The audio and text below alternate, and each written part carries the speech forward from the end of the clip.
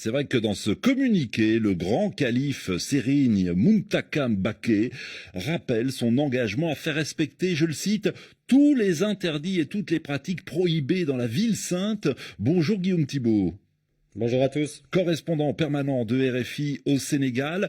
Guillaume, s'intéresser à la ville de Touba, à la ville sainte des Mourides, et notamment à son fonctionnement et à son organisation, c'est d'une certaine façon plonger dans l'histoire contemporaine du Sénégal.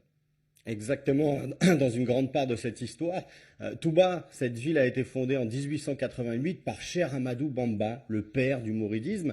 Il a été longtemps en conflit, en lutte contre le colon français. Il a notamment été envoyé en exil au Gabon en 1895, puis en Mauritanie. Au final, la France a d'une certaine façon fini par céder en lui accordant un droit, celui de s'installer officiellement là où il le voulait, à Touba. Ce droit lui a permis de fonder une mosquée, une école coranique et ses habitations. Cette autorisation, Roanne, elle a évolué dans le temps pour devenir l'équivalent d'un titre foncier qui s'est prolongé. Ce titre a perduré à l'indépendance, il a été revu en 1976, donc très récemment, puis agrandi en 2005. Légalement, si Touba est soumise aux lois du Sénégal, c'est en quelque sorte une immense concession. Certains évoquent une forme de bail attribué ensuite aux descendants de Cheikh Ahmadou Bamba, aux différents khalifes.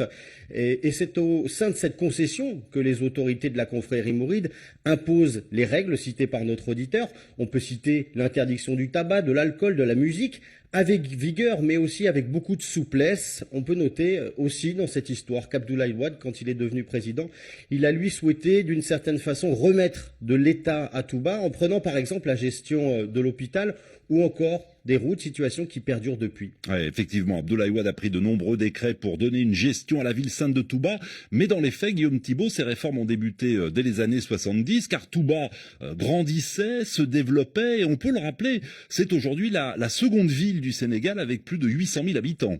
D'où l'importance de lui permettre une bonne gestion, une gestion appuyée par l'État. Entre 75 et 80, un premier calife a demandé l'appui de l'État pour nettoyer la ville tout simplement, puis ensuite pour la sécuriser. Pourquoi ? Car les forces de l'ordre étaient jusque-là interdites au sein de la cité et les malfrats l'avaient bien compris. Ils venaient donc se cacher dans la ville sainte. En 1986, une compagnie de gendarmerie, la première, a été spécialement créée. Aujourd'hui, Touba fonctionne comme toute ville du Sénégal. Il y a un maire, on y vote lors des différentes élections, même si certains critiquent le fait notamment que la parité n'y soit pas appliquée lors des élections locales. L'État y travaille donc en étroite collaboration avec les responsables de la confrérie mouride pour faire appliquer la loi du Sénégal et aussi respecter ces fameux interdits religieux. Oui, et ces règles religieuses, c'était la seconde question d'Ali, s'imposent à tous. Oui, mais avec beaucoup de tolérance, rien à voir avec l'application de la charia. Les visiteurs, les touristes, les religieux ou non qui passent à Touba peuvent parfois commettre des impairs. On leur signale, on leur demande d'arrêter, mais sans violence. L'idée, dans le fond, étant assez simple, celle de respecter la sainteté de la ville. Ouais, c'est passionnant de remonter comme ça dans l'histoire du Sénégal. Guillaume, vous avez évoqué l'étroite collaboration entre la confrérie mouride et l'État. Le dispositif, en tout cas, est précis. La loi est claire. Seule la justice sénégalaise s'applique à Touba. On parle de surveillance hybride pour Touba. La confrérie mouride s'appuie sur les chefs de quartier, parfois sur la dénonciation, et sur des équipes qui effectuent des rondes dans les rues, notamment l'organisation Safinatou Aman. Si on traduit de l'arabe, ça pourrait dire l'Arche de la Sûreté. Ces organisations, elles jouent le rôle de service d'ordre dans les rues.